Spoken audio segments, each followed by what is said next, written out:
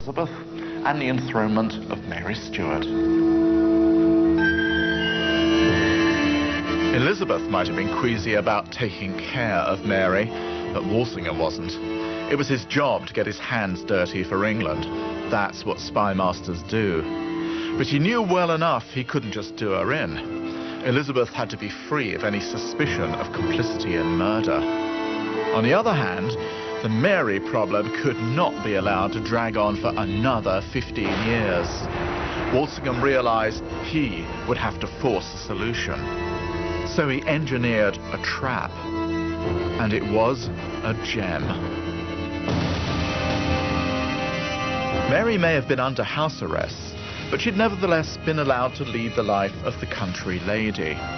Then, in December 1585, Walsingham made a change. Mary and her household get everyone up. These confinement at Chartley Manor in Staffordshire, where she was guarded by the unsmiling Puritan Amias Paulet. As Walsingham had intended, Mary was furious, desperate to find a way out of her prison. So of course she was thrilled when she discovered an ingenious means to smuggle coded letters to her supporters. The letters were secretly put in a watertight packet, slipped through the bunghole of beer casks, delivered to and from Chartley. What Mary didn't know, of course, was that this was a trap. Walsingham had set the whole thing up. The letters were intercepted. When Mary's latest champion, the rich merchant Anthony Babington, supplied Mary with details of a plot to murder Elizabeth and put Mary on the English throne, Mary wrote back with encouragement.